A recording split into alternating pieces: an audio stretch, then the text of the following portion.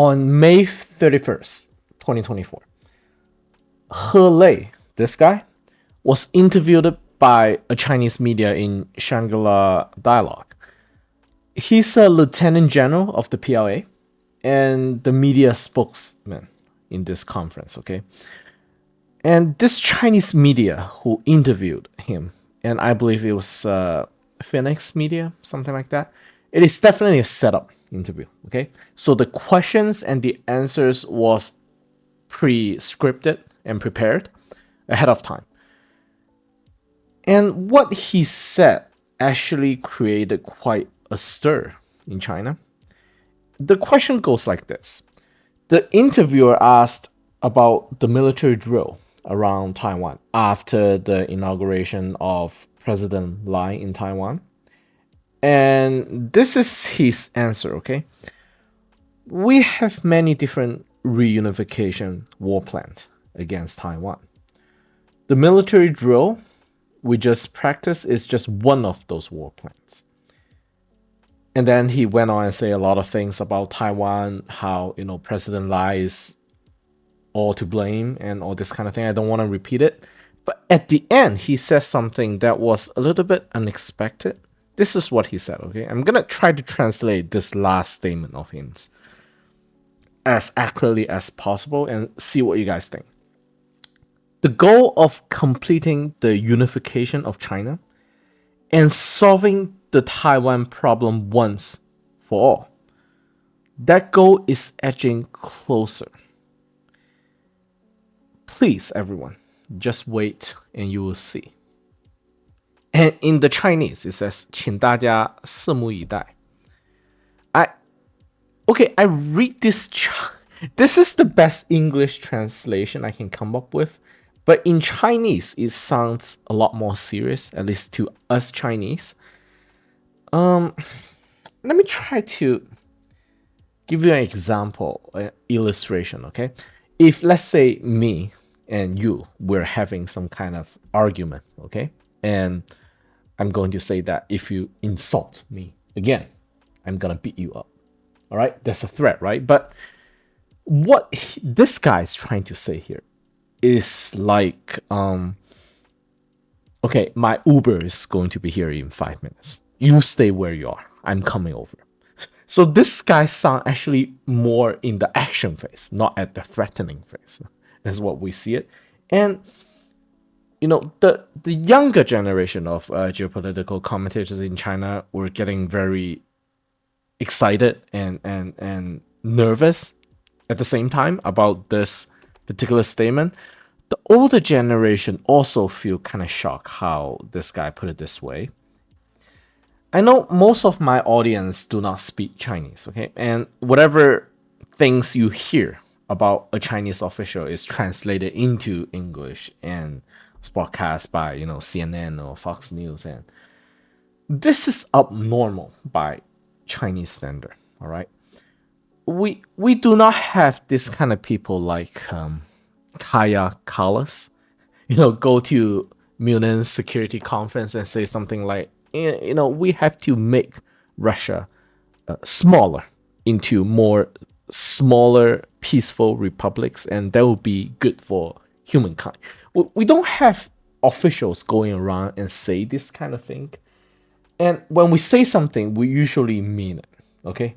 Especially when this guy is saying something that is more reflecting like an action phase instead of a threatening phase. Now, there are many analysts, okay, who say all kind of different things on this. And let me just show you a few. The military drill, many are considered those to be serious, okay? And especially this last military drill happened 2 weeks ago. It's not firework. And I don't have to tell you guys that how many invasion in history started with like a military drill. And the name of this Chinese military drill, translated into English, is called Joint Soar 2024A. All right, Joint Soar is the name. 2024 is the year. And A, people see it as like a sequence, like a series of military drills that's going to happen in the coming weeks and months and most years.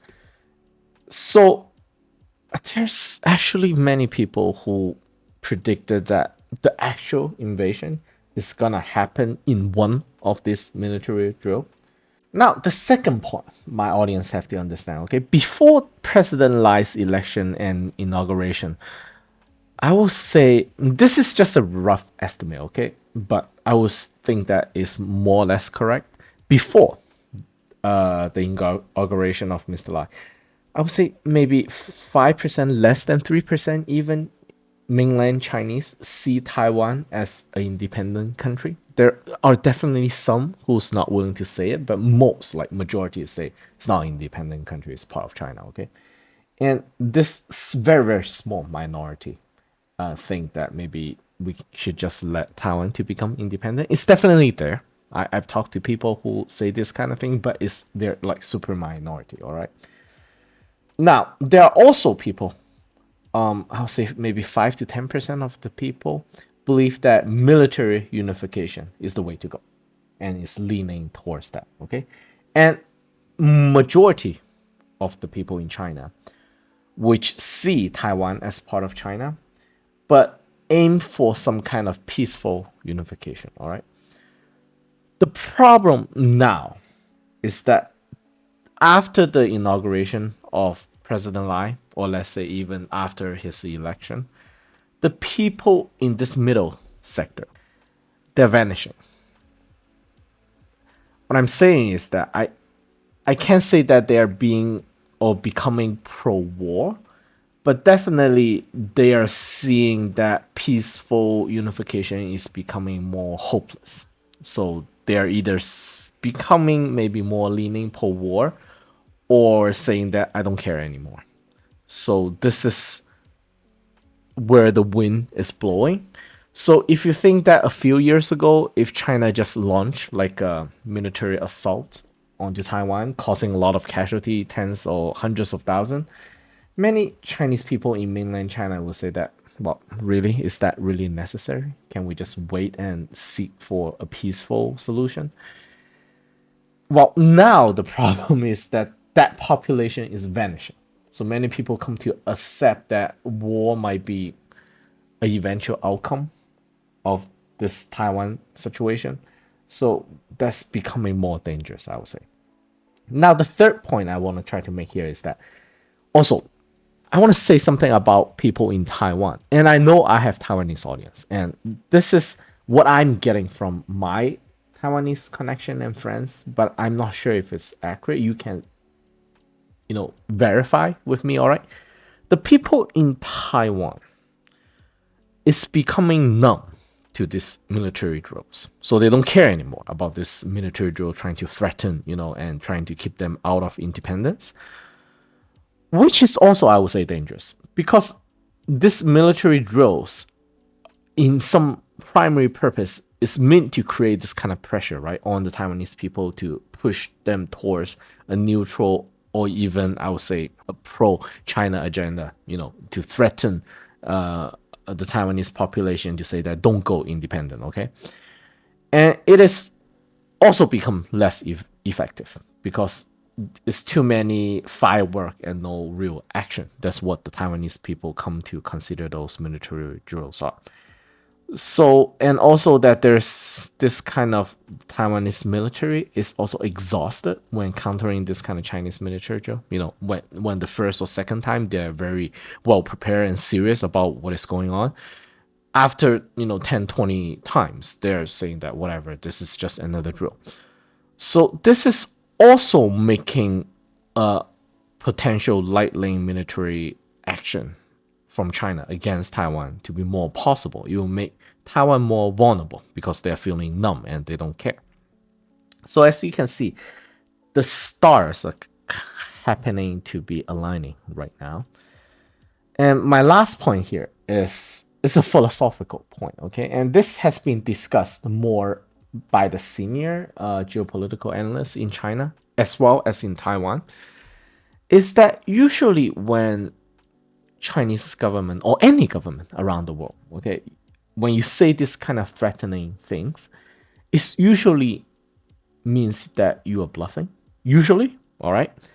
And if you actually mean it, you will not say it, right? If you want to invade a country, you will say that there's nothing, it's just a drill. And then you make the drill happen and turn it into real, right? If you just want to threaten someone to back off, you just make yourself sound, big and loud. That's usually the theory. So when this guy said it, and it's definitely, scripted, usually in the past, people will say that, well, he's bluffing. But this time, however, many of these people are not sure. It does sound serious. And I don't want to go too deep into their discussion, but many people can smell a blood in the air. That's what I'm trying to say. Okay.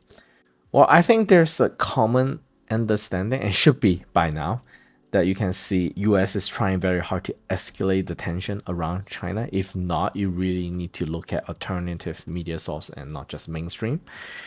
And eventually something has to give away. That's what we are thinking. China will have to make a hard stand at some point, somewhere. Okay. It is to choose where and when that China will make a hard stand. It is like US will try to perhaps color revolution, regime change all these countries around Russia and China until both of these countries are kind of in a deadlock pocket, right? Surrounded by enemy who hate them. And China is kind of just going now to pick a place and the time to make a stand. Well, that's how I see it. And also many of the other geopolitical analysts in China. So very dangerous time, I would say.